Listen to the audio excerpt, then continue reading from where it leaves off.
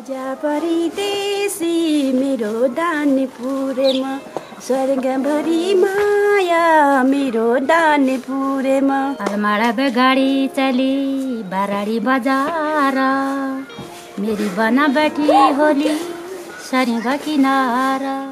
ये गीत परंपराएं रीति रिवाज दुनिया भर के लोगों को दानपुर आने का न्योता देती है। ये नाम सुनने में जितना सुंदर लगता है उससे भी कई गुना ज्यादा यहाँ के गांव, पहाड़ और यहाँ की परंपराएं हैं। गांव के एक और पिंडारी ग्लेशियर है। गांव की तलहटी से पिंडर नदी बहती है और गांव में बने घर और घाटियां इतनी मनमोहक है कि कई विदेशी पर्यटक जो कभी यहाँ घूमने आए थे वो अब यहाँ के ही रह गए हैं। लेकिन इन सुंदर गांवों की एक और हकीकत है और वह यहाँ के रहने वाले लोगों से भी जुड़ी हुई है।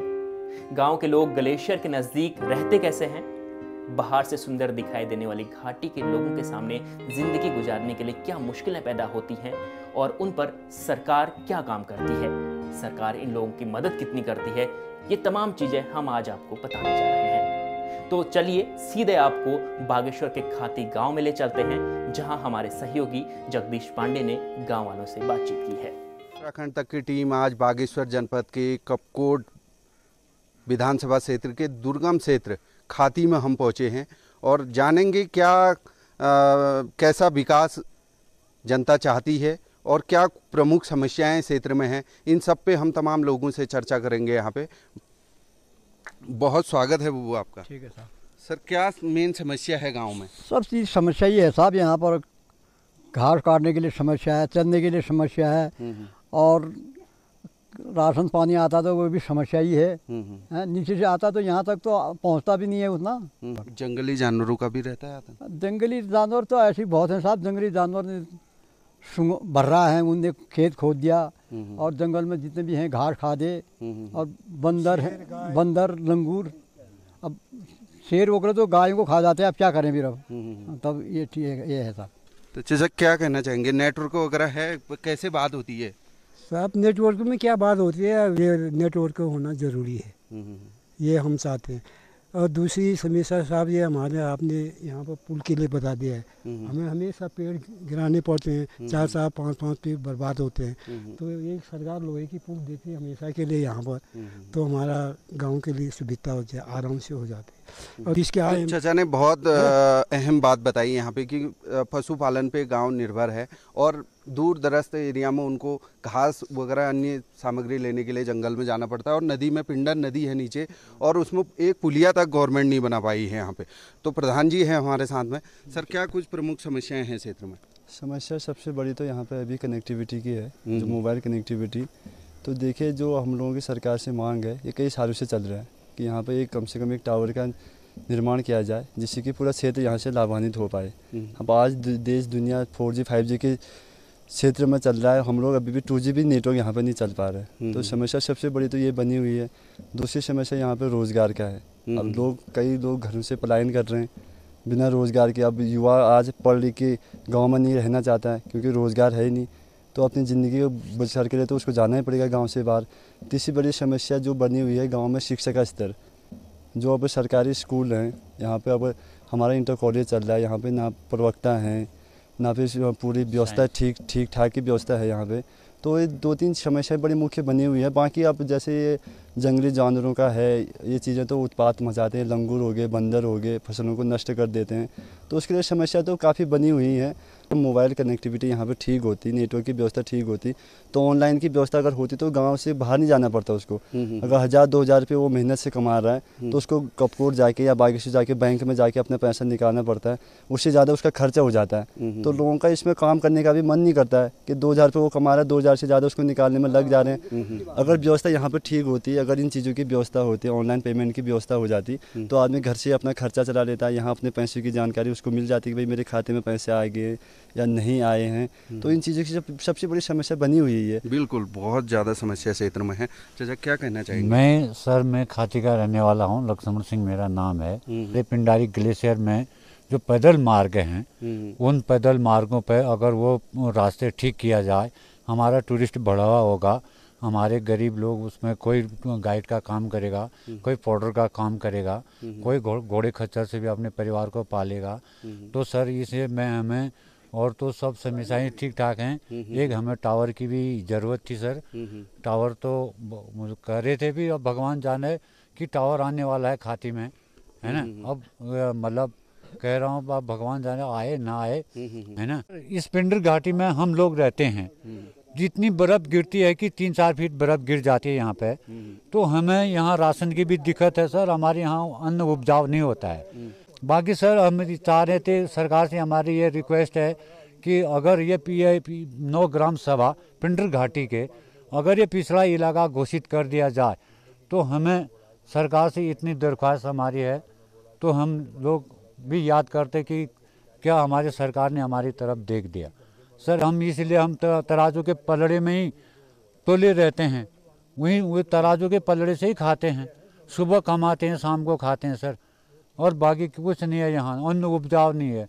अगर यहाँ अन्न उपजाऊ होता, कुछ हमें टिकाव होता। उगता भी है तो वो जंगली जानवरों ने जो तबाह कर देते हैं। लंगूर हुए और सुअर हुए और क्या नाम कहते हैं बंदर हुए, ये तबाही करके जाते हैं सर। उसमें मिलता कुछ भी नहीं है।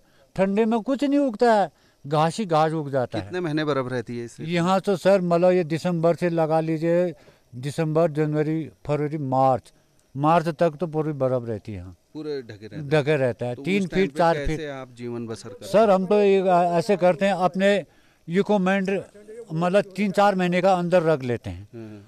क्या राशन, क्या तेल, क्या चाय पत्ती, क्या खाने का, क्या लता, क्या कपड़ा, नमक से लेकर मगर पूरा राशन तक हम अपना कोटा गायों के लिए, जानवरों के लिए अपना कोटा। ये देखिए घास के लूटे हैं, इनको काट के इकट्ठा करके जमा करना था 3 महीनों के लिए।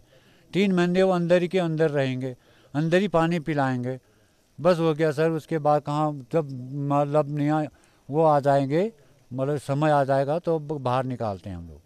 3 महीने जानवर भी कमरे के अंदर कैद रहते हैं और उनको 3 महीने आदमी भी यहाँ पे कमरे के अंदर कैद रहते हैं, क्योंकि बाहर जाने लायक नहीं होता है। बर्फ रहती है तो बहुत जटिल यहाँ की परिस्थिति है, बहुत जटिल परिस्थिति में आप लोग रहते हैं। सर क्या कहना चाहेंगे? मैं जातुली विलेज का रहने वाला, जातुली गांव का, सुंदर डूंगा के। जातुली के लिए रास्ता है?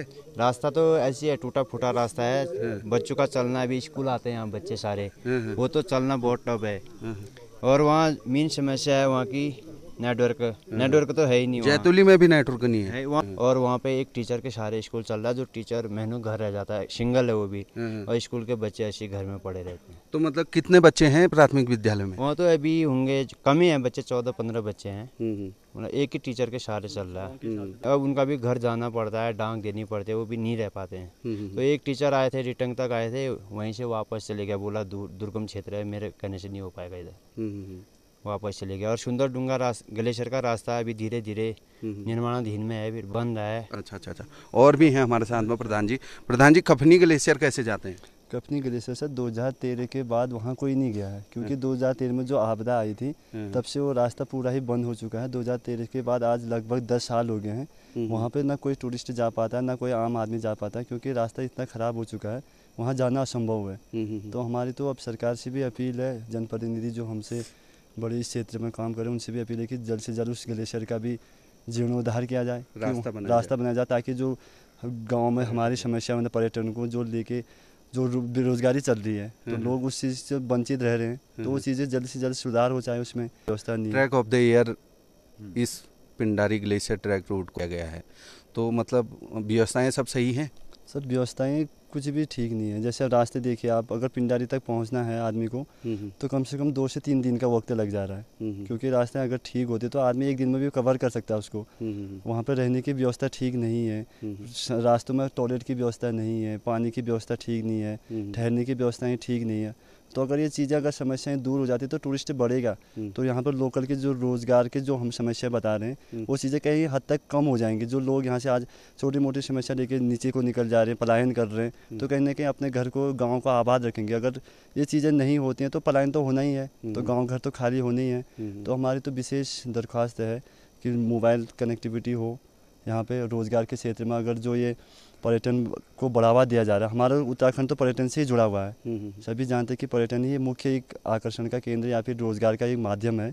तो उसमें अगर सरकार अच्छे से ध्यान दे तो 3-3 ग्लेशियरों का यह मुख्य केंद्र खाती है। यहाँ से सुंदरढूंगा ट्रैक का भी होता है, पिंडारी ग्लेशियर का भी होता है, कफनी ग्लेशियर का भी होता है। अब एक ही ग्लेशियर अभी खुला हुआ है पिंडारी, उसमें भी बड़ी मुख्य एक जो सबसे मुख्य चीज़ें हैं, मतलब यहाँ पे अगर रास्ते ठीक हो जाते हैं और वहाँ पे जो हम लोग सुविधाएं बता रहे हैं कि पर्यटकों को पेयजल की व्यवस्था हो जाए रास्तों में, या फिर टॉयलेट या बाथरूम की समस्या जो है वो ठीक हो जाए, रास्ते ठीक हो जाए, तो लोकल के लोगों को रोज़गार मिलेगा, पलायन रुकेगा। बहुत धन्यवाद।